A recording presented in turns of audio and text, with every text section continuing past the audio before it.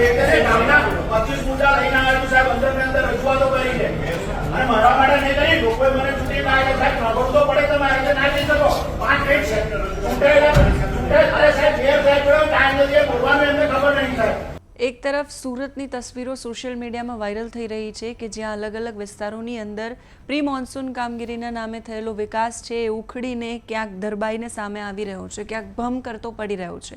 બીજી બાજુ જૂનાગઢથી તસવીરો સામે આવી રહી છે. જૂનાગઢની અંદર પણ પ્રી મોન્સૂન કામગીરીના જે દાવા છે એની પોલ ખુલી ગઈ છે. એક દંપતી છે જે બાઇક લઈને રસ્તા પરથી જઈ રહ્યું હતું અને અચાનક ખાડો ન દેખાયો વરસાદી પાણી ભરાવાને કારણે, અને પછી એ દંપતી છે એ ઘાયલ થયું. એ ભાઈ છે એમને માથામાં વાગ્યું અને હોસ્પિટલમાં એમને દાખલ કરવા પડ્યા.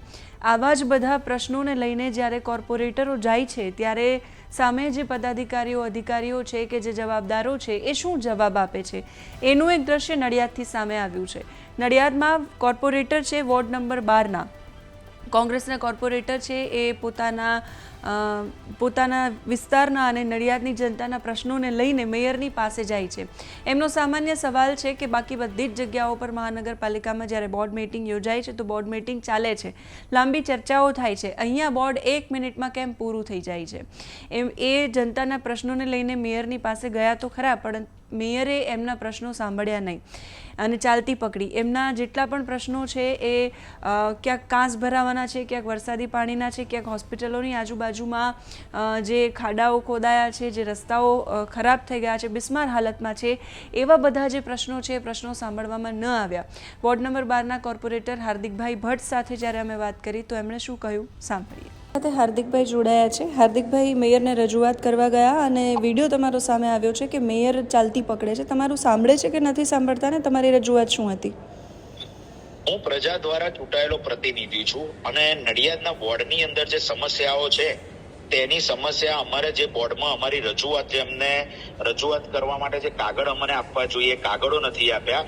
એના માટે હું મેયરને પત્ર આપવા ગયો કે સાહેબ મારો આની અંદર વિરોધ છે કે તમે જે પ્રજાલક્ષી કામ કરી રહ્યા છો તે અમને જાણવાનો અધિકાર છે અને પ્રજાને પણ જાણવાનો અધિકાર છે કે સરકારમાંથી પ્રજાના ટેક્સના રૂપિયા તમે ક્યાં વાપરી રહ્યા છો.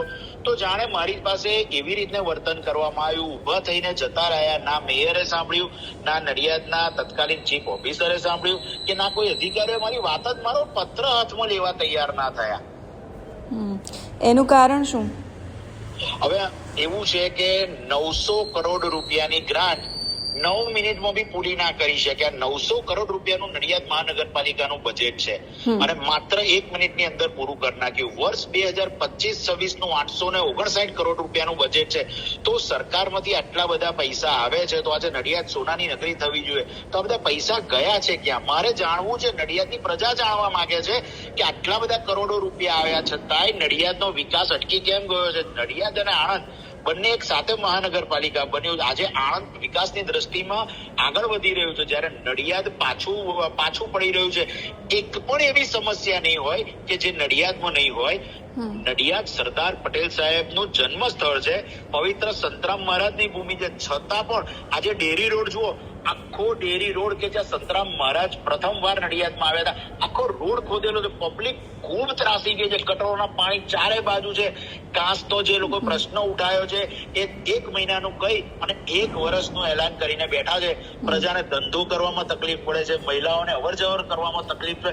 નડિયાદ માત્ર ને માત્ર તકલીફોનું શહેર થઈ ગયું છે. વિકાસનું કોઈ પણ પગલું ભરાઈ રહ્યું નથી. એટલે મારી એવી ઈચ્છા હતી કે હું એક ચૂંટાયો છું તો સત્તા પક્ષ અને વિપક્ષ બંને ભેગા થઈ, નડિયાદ ખૂબ નાનું શહેર છે, બંને ભેગા થઈને નડિયાદનો વિકાસ કરે. પણ આ તો મને કઈ એમાં મારું ના સાંભળ્યું, મારું અપમાન નથી કર્યું, નડિયાદની પ્રજાનું અપમાન કર્યું. લોકસભામાં વિરોધ પક્ષને પોતાનો પક્ષ મૂકવાની રજૂઆત કરવાની છૂટ મળે, વિધાનસભામાં મળે.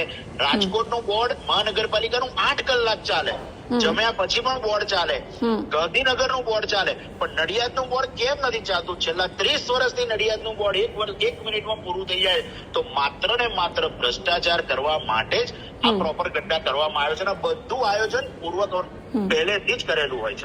તો કોર્પોરેટર હાર્દિકભાઈનું કહેવું છે કે નડિયાદની અંદર વ્યવસ્થા અને પરિસ્થિતિ ખૂબ કથળેલી હાલતમાં છે. જવાબદારોએ સાંભળવું જોઈએ એવું એમનું કહેવું છે. આખા નડિયાદની અંદર સમસ્યાઓ છે એમણે ચિતાર છે એ મેયરને આપવાની વાત કરી, પણ મેયરે સાંભળ્યું જ નહીં. ઘણી બધી વખત જ્યારે આંદોલનો થતા હોય ત્યારે પણ આંદોલનકારીઓ કે એ આંદોલનમાં બેઠેલા લોકો એમની અપેક્ષા એવી હોય છે કે એમના જે ઉપરી છે, એમના જે માય બાપ છે એ સાંભળે એમનું. અહીંયા પણ એવું જ થયું છે. જ્યારે રજૂઆત કરવા ગયા ત્યારે સાંભળવામાં નથી આવ્યું. પરિણામે જે પ્રશ્નો અને જે દ્રશ્યો સામે આવે છે આપણે જોઈએ છીએ, સુરતના હોય, રાજકોટના હોય, નડિયાદના હોય કે જૂનાગઢના હોય, આખરે એ બધી જ પરિસ્થિતિનો સામનો છે એ ટેક્સ ભરતી જનતાએ પોતે કરવો પડે છે. તમે શું માનો છો? તમારા વિસ્તારમાં પણ આવી સમસ્યાઓ છે તો કમેન્ટ કરીને અમારા સુધી ચોક્કસથી પહોંચાડો. અત્યારે આ વિડીયોમાં બસ આટલું જ. નમસ્કાર.